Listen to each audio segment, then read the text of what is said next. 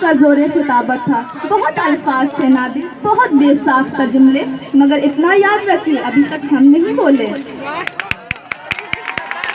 لیکن الفاظ میں معافی چاہوں گا، یہاں کھڑے ہو کر میرے بہت سے ساتھی نے بہت عمدہ تقاریر کیے، سب نے سنے، میں نے بھی سننے کی بہت کوشش کی، لیکن میں نہیں سن سکی، کیونکہ میرے دل کو ہر وقت یہ دھڑکا لگا تھا کہ ہوس کے پجاری اس دروازے سے اندر آئیں گے اور ہمارے جسموں کو گولیوں سے چھلی چھلی کر دیں گے۔ جی ہاں علی وقار، کیونکہ وہ یکجہتی میں آئیں گے، اور ہم تو یہاں بکھرے پڑے ہیں مختلف قوم، مختلف مذہب اور مختلف فرقوں کے نام پر۔ موضوع سخن قومی یکجہتی وقت کی اہم ضرورت۔ تو جناب، کیوں ہم نے اس موضوع کا انتخاب کیا، کیوں ہمیں آج اس کی ضرورت پڑ گئی؟ کیونکہ ہمارا ملک تو پہلے سے ہی قومی یکجہتی ملک ہے، اور اسے آزاد کرانے کے لیے مختلف قوموں نے مل کر جدوجہد کی تھی۔ اور میں آپ کو بتا دوں کہ جب بھگت سنگھ نے پھانسی لیا تھا تو انہوں نے یہ نہیں کہا تھا کہ یہ ملک صرف سکھوں کا ہوگا۔ میں اب اس موڑ پر آنا چاہوں گی جہاں سے کھڑے ہو کر سبھاش چندر بوس نے یہ نعرہ لگایا تھا کہ تم مجھے خون دو، میں تمہیں آزادی دوں گا، تو بھی انہوں نے نہیں کہا تھا کہ یہ ملک صرف بنگالیوں کا ہوگا۔ جی ہاں علی وقار، یہ انہوں نے نہیں کہا تھا۔ پنڈت چندر شیکھر آزاد فرنگیوں سے لڑتے لڑتے آخری گولی کھائی اور شہید ہو گئے، لیکن انہوں نے بھی نہیں کہا تھا کہ یہ ملک صرف پنڈت اور براہمنوں کا ہوگا۔ جی ہاں صدر علی وقار، اشفاق اللہ خان کو جب پھانسی دی گئی اور پھانسی کے تختے پر لے جایا گیا تو جیلر نے ان سے پوچھا کوئی آخری خواہش ہے، تو انہوں نے کہا نہیں، خواہش تو نہیں، مگر آرزو بس اتنی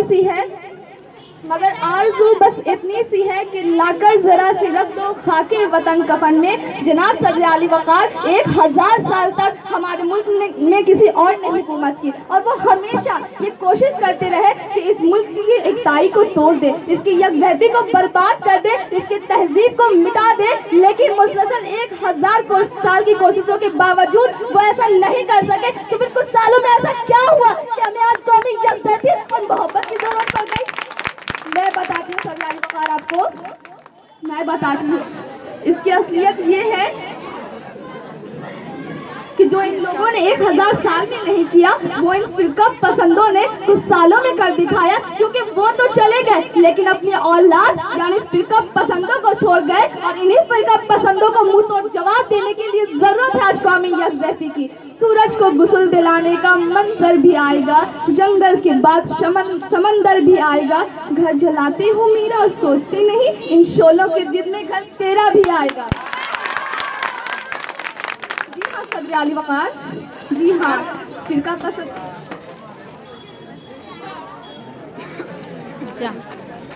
فرقہ پسندوں نے ہمیں فرقہ پسندی کے اس بازار میں لا کھڑا کیا ہے جہاں ہمیں مذہب کے ترازو پر تولا جا رہا ہے، اور ہمارے دل سے یہ جذبہ مٹایا جا رہا ہے کہ ہم ایک ہندوستانی ہے، اور ہمارے پیشانی پہ یہ مہر لگایا جا رہا ہے کہ یہ ہے ہندو، یہ ہے مسلم، یہ سکھ ہے اور یہ عیسائی ہے، اور ہم اس کی بڑی آسانی سے شکار ہو رہے ہیں، اور اسی کے نام پر لڑتے ہیں، جھگڑتے ہیں اور ایک دوسرے پر ظلم و ستم کرتے ہیں۔ تو میں پوچھنا چاہوں گی ان مذہب کے پجاریوں سے کہ تمہارے مذہبی کتاب کے کس پڑھنے میں لکھا ہے کہ تم بےکشوں کا خون بہاؤ؟ نہیں صدر علی وقار، نہیں، کوئی بھی مذہب یہ نہیں سکھاتا۔ میں بتاتی ہوں آپ کو ان کی اصلیت۔ دراصل یہ جو مذہب کا کنارے لگائے پھرتے ہیں نا، یہ سب ڈھونگ ہے، بلکہ یہ تو پجاری اور فرقہ پسندوں کے جنہوں نے ہمارے ملک میں فرقہ پسندی کا بازار گرم کیا اور ہمارے ملک کے سیراج کو بکھیر کر رکھ دیا۔ یہ پجاری اور فرقہ پسندوں کے جنہوں نے ہمارے ملک کو ٹکڑے ٹکڑے کر دیا اور ہمارے ملک کی عزت کو پامال کر دیا۔ صدر علی وقار، پامال کر دیا۔ جی ہاں صدر علی وقار، انہی فرقہ پسندوں کو الٹا تھپڑ مارنے کے لیے آج ہمیں ضروری ہے قومی یکجہتی، کہ ہم انہیں یہ دکھا دیں کہ ہم ہندو، مسلم، سکھ، عیسائی نہیں بلکہ ہندوستانی ہیں، اور یہ اعلان کر دیں کہ ہم نے روندا ہے بیابانوں کو، دہراؤں کو، ہم جو بڑھتے ہیں تو بڑھتے ہی چلے جاتے ہیں۔ جی ہاں،